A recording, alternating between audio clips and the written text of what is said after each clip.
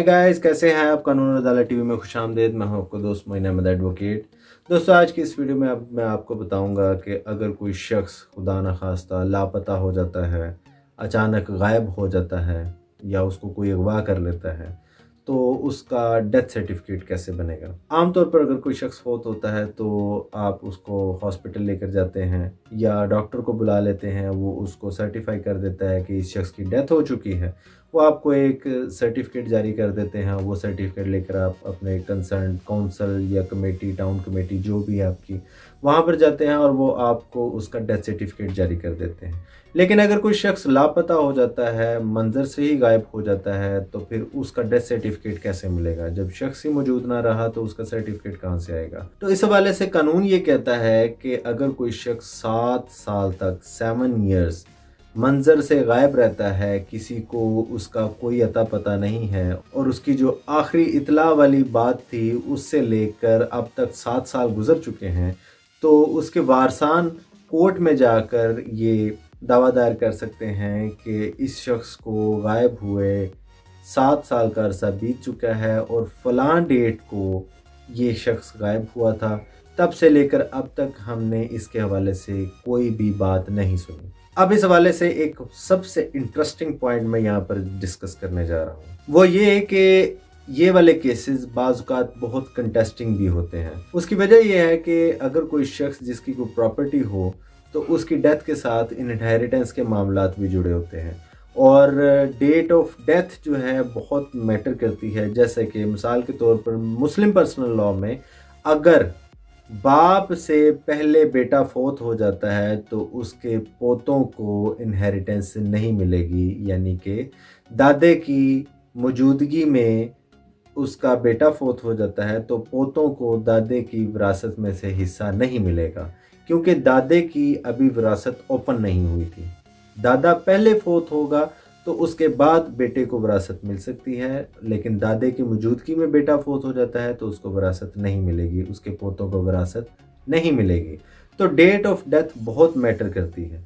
तो अगर इस तरह का कोई मैटर आ जाता है, मिसाल के तौर पर जैसे अगर कोई शख्स कोर्ट में जाता है और वो कहता है कि 2011 में उसके वालिद का कोई अता पता नहीं है और 2011 फरवरी 2011 से लेकर अब तक उसने अपने वालिद को कहीं देखा सुना नहीं है और उसको गायब हुए 7 साल से ज़्यादा अरसा बीत चुका है, लिहाजा उसको मरा हुआ डिक्लेयर कर दिया जाए।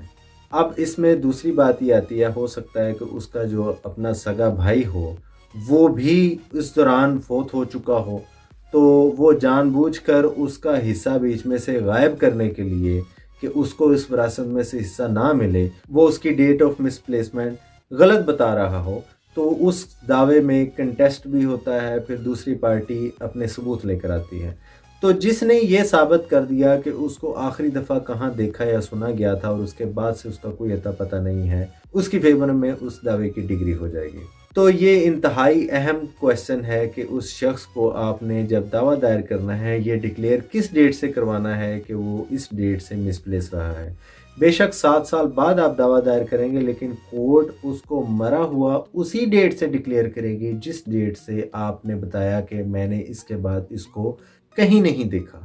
अब इसमें एक और पहलू भी है, वो ये कि अगर कोई शख्स घर में ही रहते हुए लापता नहीं हुआ, किसी जगह पर गया था, यानी हज पे चला गया था, तो आप कोर्ट में जाते हैं कि फ़लाँ शख्स फ़लाँ डेट को हज पे गया था, उसकी ज़ाहिर बात है आप प्रूफ पेश करेंगे कि इस तारीख को वो हज पर गया था, तो कोर्ट ये देखेगी कि हज पर नॉर्मली कितनी देर लगती है।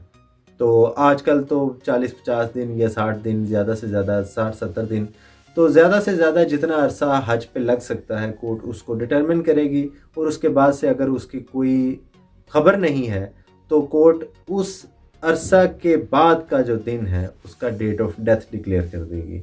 इसी तरह अगर कोई शख्स जैसे जंग पर जाता है और जंग ख़त्म होने के बाद से लेकर उसका अब तक कोई पता नहीं है, तो कोर्ट उसको उस जंग का जो ख़त्म होने का पीरियड है तब से लेकर मरा हुआ डिक्लेयर कर देगी। तो ये कोर्ट की स्वाबदीद है कि वो उसको कैसे डिक्लेयर करती है।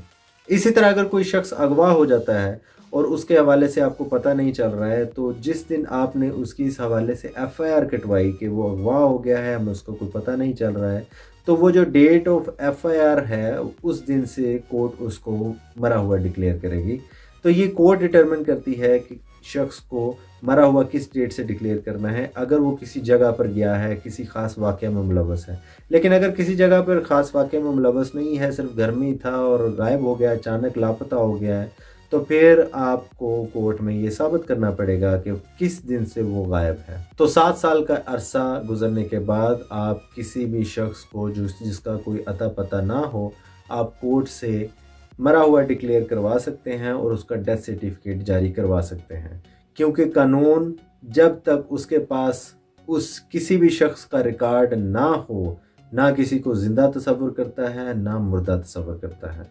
तो लिहाजा अगर कोई शख्स लापता हो जाए तो उसका डेथ सर्टिफिकेट आप इस तरीके से हासिल कर सकते हैं। Thank you.